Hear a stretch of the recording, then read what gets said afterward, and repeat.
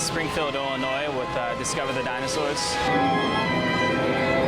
We're a traveling exhibit trying to bring education and a lot of interactive activities for kids to learn.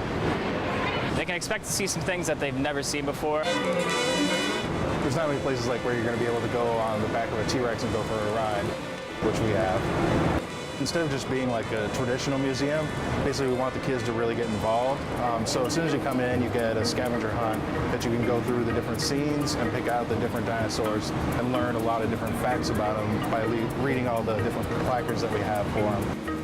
Well, it's a hands-on, interactive dinosaur experience for kids. They just come on in. There's a lot to learn about the dinosaurs, a lot of activities for them to do. We have our gem and fossil panning, where kids can be juniors and colleges for the day. And sift through. They can find different types of gems, different fossils. Plus, we also have a mine where kids get to wear a little miner's helmet and be able to go into a little dark room and be able to pick out different little fossils and gems in there.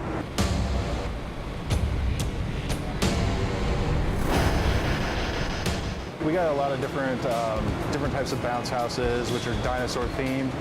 We have like one that's a big crocodile. We have a T-Rex one with a pterodon on top. We have a couple others that are smaller for the younger kids to come and play on. We also have our Dino Den, which is a younger kid-friendly one with cartoon-type dinosaurs.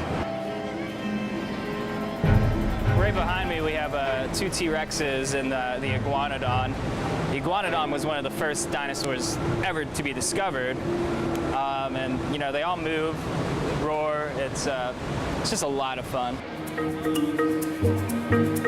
A lot of it is different types of robotics, which they all have a lot of different motors, a lot of gearboxes.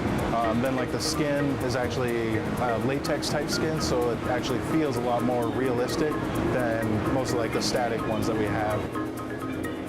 I think probably one of the only biggest problems has been, we got 2 floors here, so we got a lot of different activities everywhere, and the elevator just wasn't quite big enough for some stuff, so we had to physically, manually push a lot of stuff up the stairs. Just the amount of people that we get at these shows sometimes, and the amount of work that goes into it. We do so much work in about a day and a half to 2 days sometimes just to get this show up and running every week. We're based out of Minneapolis, Minnesota. We've been going since January of 2012, about 115 cities so far. Sometimes I forget what city I'm in. Like honestly, I'll be driving and it's just a new city every week. On Sunday night, we're still here after the last patron leaves. We start tearing everything down, and we'll be working, late into the night. We have to load this whole show into 6 trailers every week, and we got to do that all Monday, and then we have to drive right to the next city. So, those dinosaurs, they never want to fit the same way on the truck. There's definitely the physical exertion that, takes a toll on a lot of us. But, we got a really good crew that works well together. We try and make it as much fun as possible so that we don't get burnt out.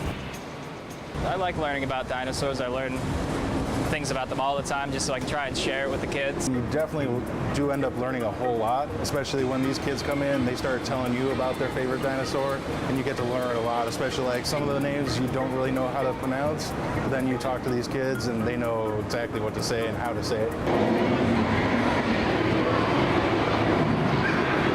As soon as you see the kids come in, they see the pterodons flying up above their head, and then they see the big Spinosaurus growling at them.